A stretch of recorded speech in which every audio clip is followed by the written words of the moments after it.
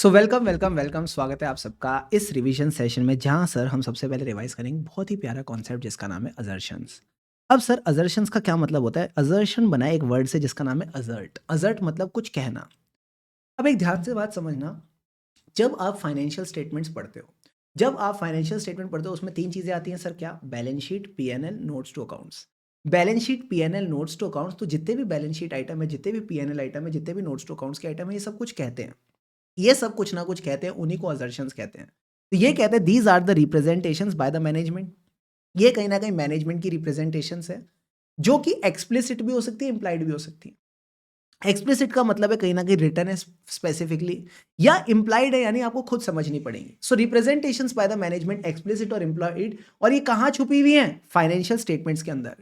Included बोल दो या एम्बॉडीड बोल दो इन द फाइनेंशियल स्टेटमेंट, और इनको ना ऑडिटर यूज करेगा।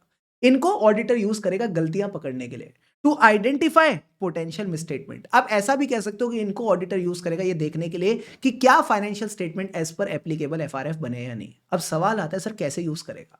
सवाल आता है कैसे यूज करेगा, तो बड़ा सिंपल है। जैसी अजर्शन होगी ना वैसा एविडेंस चाहिए। जैसी अजर्शन है वैसा एविडेंस चाहिए, और एविडेंस से पता चलेगा कि गलती है या नहीं।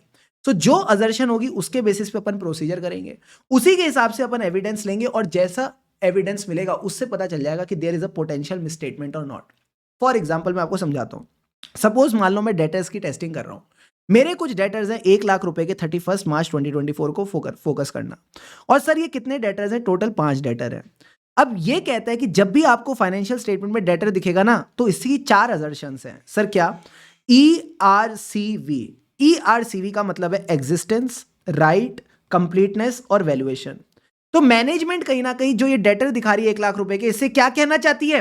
4 बातें कहना चाहती है, 4 बातें रिप्रेजेंट कर रही है कि ये डेटर एग्जिस्ट करते हैं, इन डेटर्स पे हमारी राइट है, हम इनसे पैसा ले सकते हैं, ये डेटर्स कंप्लीट है, हमने कोई डेटर छोड़ा नहीं है, and last point is in debtors की वैल्यू भी ठीक है। तो एग्जिस्टेंस में कोई बात बताओ, अपन कैसे चेक कर सकते हैं कि अगर मुझे चेक करना है ये डेटर एक्चुअल में एग्जिस्ट करता है? सर आप इससे कंफर्मेशन ले लो। आप इससे कहीं ना कहीं कंफर्मेशन ले लो कि भाई तू एग्जिस्ट करता है कि नहीं। So you can send a confirmation to the debtor and confirm his existence. Second point is right. कैसे पता चलेगा कंपनी के पास राइट है पैसा लेने की? सर सिंपल है, आपने माल दिया है, आपके पास राइट है पैसा लेने की। तो कैसे पता चलेगा माल दिया है? सर आप इनके सेल्स डॉक्यूमेंट चेक कर लो। तो अगर मैं सेल्स इनवॉइस चेक करता हूं, डिलीवरी और शिपमेंट के डॉक्यूमेंट चेक करता हूं, तो मुझे पता चल जाएगा वैलिड सेल है। और अगर वैलिड सेल है तो कंपनी की पूरी राइट है इससे पैसा रिकवर करने की। ठीक है सर। अब मुझे अगर कंप्लीटनेस देखनी है, तो कंप्लीटनेस का मतलब है क्या इन्होंने सारे डेटर्स रिकॉर्ड कर दिए, कहीं इनसे कोई डेटर छूट तो नहीं गया। मुझे कहीं ना कहीं डर है इन 5 के अलावा कोई छठा डेटर तो नहीं है। सर अब ये छठा डेटर कैसे मिलेगा? सवाल ये है छठा डेटर कैसे मिलेगा, बस थोड़ा सा दिमाग लगा के। आपको ये देखना है कि अगर 31 मार्च को कोई छठा डेटर रहेगा या कोई और डेटर्स रहेंगे, debtor is a current asset, तो जनरली ये जो अपना पैसा ये 2-3 महीने में दे देगा after the balance sheet date. तो आप इनके बैंक स्टेटमेंट्स चेक कर लो। जो इनके सब्सिक्वेंट बैंक स्टेटमेंट है वहां पे आपको रिसीट्स दिख जाएगी, वहां हो सकता है कोई डेटर मिल जाए। तो ये कह रहा है कि आपने क्या करना है, बैंक स्टेटमेंट लेने अप्रैल, मई और जून 24 के, जो भी नेक्स्ट 3-4 मंथ से उनके बैंक स्टेटमेंट ले लो, तो आपको हो सकता है कोई ऐसा डेटर मिल जाए जो इनसे रिकॉर्ड करना रह गया। एंड लास्ट में आता है वैल्यूएशन। मुझे बताओ डेटर की वैल्यूएशन कैसे होती है? बड़ा सिंपल होता है। एक तो आउटस्टैंडिंग अमाउंट आ जाती है, वो तो बड़ा सिंपल है, इनवॉइस से उठा के आपने आउटस्टैंडिंग अमाउंट लिख दी। बट मेन चीज जो वैल्यूएशन में होती है वो होती है प्रोविजन, कि कहीं ना कहीं डेटर में से हमें प्रोविजन माइनस करना होता है, तभी इसकी सही वैल्यू आती है। अब सवाल अगेन आता है वैल्यूएशन कैसे चेक करें? हम सर इसकी वैल्यूएशन कैसे चेक करें, हम इसका प्रोविजन कैसे चेक करें? तो मैंने कहा बड़ा सिंपल है। हर डेटर की एजिंग बनती है, हर कंपनी डेटर की एजिंग बना के चलती है, उस एजिंग के हिसाब से इसकी वैल्यूएशन डिसाइड होती है। फॉर एग्जांपल अगर मैं ये रिलायंस के डेटर्स की बात करूं, तो कोई डेटर ड्यू ही नहीं है, कोई लेस देन 6 मंथ्स ड्यू है, कोई 6 मंथ्स टू 1 ईयर, कोई 1 to 2 ईयर, कोई 2 to 3 ईयर, कोई मोर देन 3 ईयर। तो मैं ऐसा बोल सकता हूं क्या, जितना पुराना डेटर उतना ज्यादा प्रोविजन, उतने चांसेस है कि उससे पैसा नहीं मिलेगा, तो उतना प्रोविजन बनाना पड़ेगा। तो क्या हो रहा है ना, जैसे जैसे एजिंग बढ़ती जा रही है हमने परसेंटेज ऑफ प्रोविजन भी बढ़ा दिया। तो अगर आप इस प्रोविजंस की टेस्टिंग कर लेते हो, आप इस एजिंग एनालिसिस की टेस्टिंग कर लेते हो, तो आपको वैल्यूएशन पे कंफर्ट आ जाएगा, आपको डेटर की वैल्यूएशन पे कंफर्ट आ जाएगा। You are getting the point or not? Yes sir. तो ये सारा कॉन्सेप्ट आपको बताने का एक ही तर्क था कि हम अजर्शंस वाला टॉपिक पढ़ क्यों रहे हैं, क्योंकि अगर हमको अजर्शंस पता होंगी तभी हम अपने ऑडिट प्रोसीजर डिजाइन करके एविडेंस ले पाएंगे। बात समझ आती है? आती है सर। तो फटाफट आ जाओ, आपको अजर्शंस रिवाइज करा देता हूं क्या क्या होती हैं। सबसे पहले बात करते हैं बैलेंस शीट आइटम्स की। बैलेंस शीट आइटम्स को हम प्यार से बोलते हैं अकाउंट बैलेंस। इसकी 4 असर्शंस है ERCV। सारे बच्चे बोलो मेरे साथ, ERCV का मतलब है existence, right and obligation, completeness और वैल्यूएशन। तो हम बात कर रहे थे सर किसकी, इन चार असर्शंस की, existence, rights and obligation, completeness और वैल्यूएशन। तो अगर मैं एग्जिस्टेंस की बात करता हूं तो सिंपल सी बात है भाई, जो भी बैलेंस शीट में एसेट्स आ रहे हैं, लायबिलिटीज आ रही है, इक्विटी आ रही है, ये एग्जिस्ट करते हैं, ये एक्चुअल में एग्जिस्ट करते हैं, ये फिक्टिशियस नहीं है। तो ऐसा नहीं हो सकता कि एंटिटी बैलेंस शीट में एक बिल्डिंग दिखा रही है और एक्चुअल में बिल्डिंग है ही नहीं। मैं एक्चुअल में वहां पे गया, खाली जमीन थी, बिल्डिंग थी ही नहीं।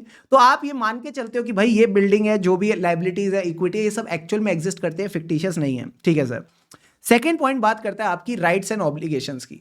ये कहता है जो भी एसेट्स है ये कंपनी की राइट है, right to recover the money. जो लायबिलिटीज है वो कंपनी की ऑब्लिगेशन है, ये पे ऑफ करनी करनी है। फिर आता है कंप्लीटनेस। कंप्लीटनेस का मतलब है हमने सब रिकॉर्ड कर रखा है, all the assets, all the liabilities, all the equities have been recorded, कोई भी छोड़ा नहीं है। एंड आखिरी में आता है valuation, they have been recorded at the correct value. Deal done, done sir. फिर आते हैं पीएनएल आइटम, जिनको हम प्यार से बोलते हैं class of transaction. Class of transaction की 5 असर्शंस हैं, OCACC। साथ साथ बोलो मेरे साथ, बड़ा मजा आएगा।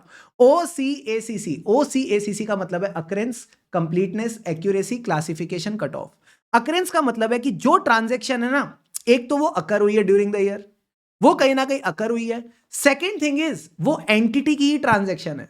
तो अगर कोई खर्चा पीएनएल में बुक्ड है, अगर कोई इनकम पीएनएल में बुक्ड है, इसका मतलब वो खर्चा हुआ है, वो फिक्टिशियस खर्चा नहीं है, वो फिक्टिशियस इनकम नहीं है। प्लस जो खर्चा और इनकम है ये एंटिटी का खर्चा है, एंटिटी की इनकम है। तो दो दो चीजें कवर्ड होंगी, हुआ भी है वो, प्लस वो एंटिटी का खर्चा या एंटिटी की इनकम है। ठीक है सर। सी का मतलब क्या है, कंप्लीटनेस, यानी आपने सारे ट्रांजेक्शंस को बुक कर दिया। फॉर एग्जांपल अगर मैंने कोई इंप्लॉय बेनिफिट एक्सपेंस बुक कर रखा है और वहां पे एक असर्शन है कि मैंने सारे इंप्लॉयज को कवर किया, all the employees have covered, तो कंप्लीटनेस कवर हो रहा है। ठीक है सर।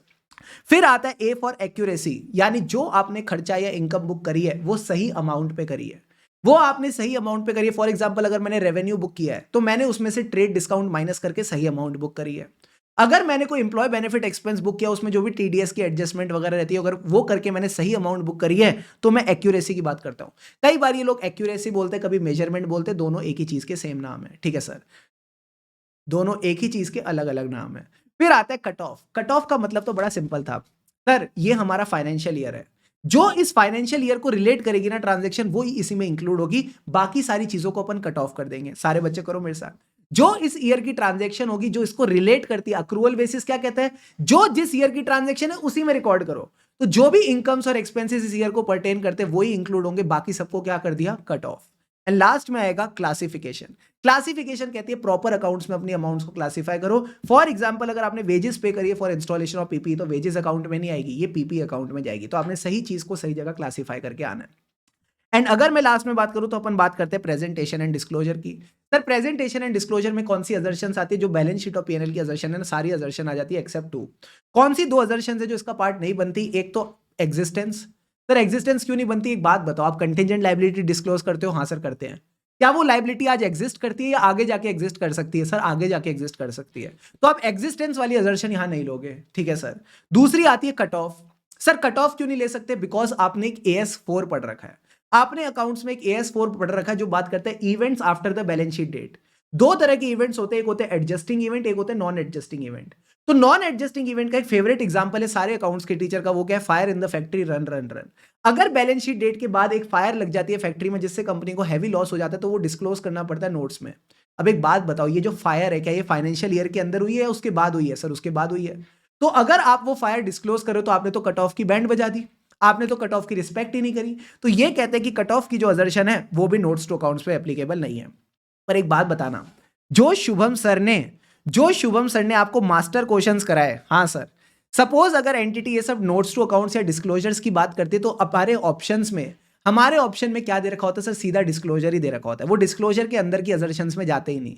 तो सपोज अगर एक एंटिटी ने क्या कर रखा है, एम्प्लॉय बेनिफिट एक्सपेंस को बाइफरकेट कर रखा है, किसमें, सैलरी वेजेस में, कंट्रीब्यूशन टू पीएफ में, ईसॉप में, तो आपने ज्यादा दिमाग लगाना ही नहीं कि प्रेजेंटेशन एंड डिस्क्लोजर की कौन सी असर्शन रहेगी, आप सीधा सीधा डिस्क्लोजर करके आ जाओ। Deal done sir. इसके बाद मैंने आपको बोला कि गवर्नमेंट कंट्रोल्ड एंटिटी के लिए बस एक स्पेशल पॉइंट ध्यान रखना कि जो भी खर्चे करेगी गवर्नमेंट कंट्रोल्ड एंटिटी, उसके लिए 5 असर्शंस तो आएंगी, OCACC। इसके साथ एक असर्शन और अपन मान के चलते हैं कि जो भी गवर्नमेंट एंटिटी ने खर्चा किया ना, ये गवर्नमेंट के लॉज के हिसाब से किया है, प्लस दिस खर्चा इज ऑथोराइज्ड। ये गवर्नमेंट के लॉज के हिसाब से किया है, दिस खर्चा इज ऑथोराइज्ड। बस एक एक्स्ट्रा असर्शन आपने इसमें ध्यान रख के चलनी है। फिर सर एक और कॉन्सेप्ट आया नेगेटिव असर्शन। ये तो बड़ा प्यारा असर्शन कॉन्सेप्ट था। अभी तक जब भी मैं बोलता हूं असर्शन, असर्शन का क्या मतलब होता है। अगर बैलेंस शीट की असर्शंस की बात करूं, ERCV, existence, rights and obligation, completeness and valuation, अपन मानते हैं कि सारे एसेट्स कंप्लीटली रिकॉर्डेड है, सारे एसेट्स एग्जिस्ट करते हैं, सारे एसेट्स पे हमारी राइट है, सारे एसेट्स सही से वैल्यूड हैं, हम हमेशा बोलते हैं। बट अगर मैं बोलता हूं ना नहीं है, तो वो नेगेटिव असर्शन है। अगर मैं बोलता हूं नहीं है तो वो नेगेटिव असर्शन है। जैसे नॉर्मल असर्शन होती है, ये भी वैसे ही है, एक्सप्लिसिट और इंप्लाइड। तो अगर एंटिटी ने साफ साफ लिख रखा है there is no contingent liability, यानी कंटिंजेंट लायबिलिटी नहीं है, और ये लिख रखा है, तो this is a explicit assertion. But अगर मैंने बैलेंस शीट देखी और मैंने बैलेंस शीट में देखा यार बिल्डिंग का तो आइटम ही नहीं आ रहा, कहीं ना कहीं बैलेंस शीट में बिल्डिंग का आइटम ही नहीं आ रहा, तो सर ये क्या है, ये इंप्लाइड असर्शन है that there is no building, कोई बिल्डिंग नहीं है। ठीक है, बात समझ आती है? आती है सर। अब एक बच्चे ने बड़ा मस्त डाउट पूछा, सर एक बात बताओ, अगर बिल्डिंग नहीं है इसके लिए अपन क्या एविडेंस ले सकते हैं? इसके लिए एविडेंस नहीं लेना, इसके लिए आपको एविडेंस नहीं लेना कि बिल्डिंग है या नहीं है। So if there is no building, no evidence need to be taken. Got it sir. तो यहाँ हमारा असर्शन वाला टॉपिक एकदम बढ़िया तरीके से कवर हो जाता है। I hope all the concepts are clear. मिलते हैं आपसे नेक्स्ट सेशन में।